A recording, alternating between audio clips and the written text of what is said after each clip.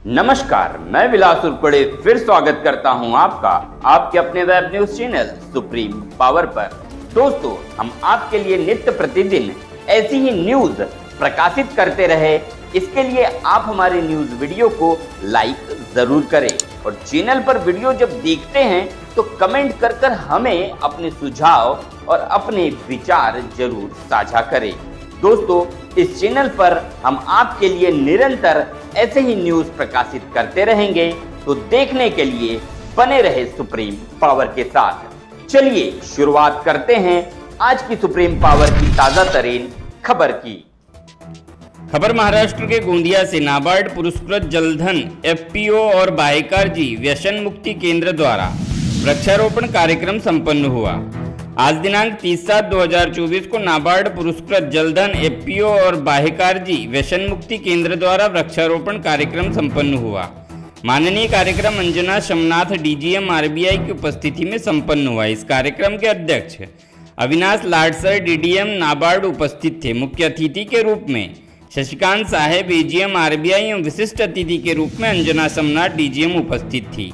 साथ ही इस अवसर पर मुख्य अतिथि डॉक्टर राहुल गणवीर साहब आरएसटीआई बीओआई के निदेशक के साथ साथ मुख्य संरक्षक भी है। देखिए खबर सुप्रीम पावर न्यूज पर। महाराष्ट्र गोंदिया से सतीश पारधी की रिपोर्ट। जे शेतीपासून दूर जात आहेत त्याच्यासाठी नाबार्डने आणि गव्हर्नमेंटनी स्कीम काढलेली आहे।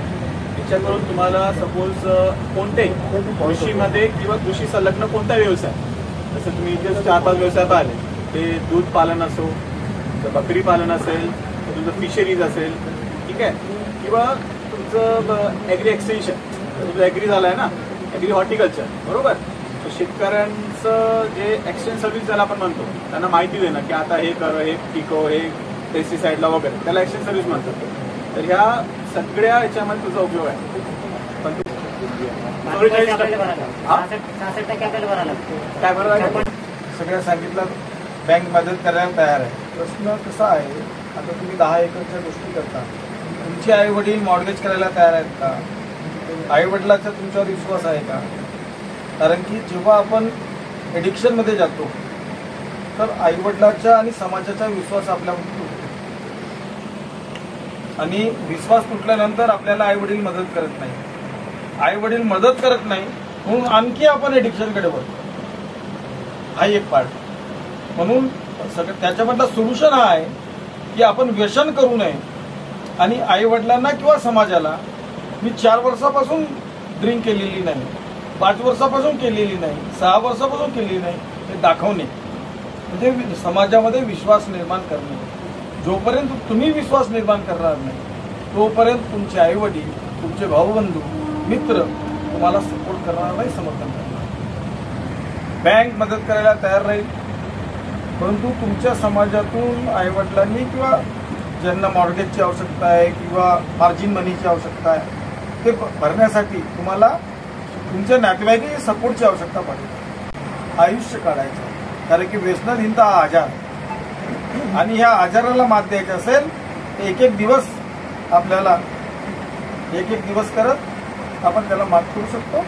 त्या मित्रमंडळीतल्या, तुमच्या नातेवाईकातल्या जोपर्यंत तुम्ही संदेश देणार नाही व्यसनाधीनताचा संदेश, व्यसनमुक्त व्हा, मी व्यसनमुक्त झालो, तुम्ही पण व्यसनमुक्त व्हा, हा संदेश तुम्ही जोपर्यंत लोकांमध्ये देणार नाही तोपर्यंत तुम्ही व्यसनमुक्त राहणार नाही. हा मूल मंत्र आहे.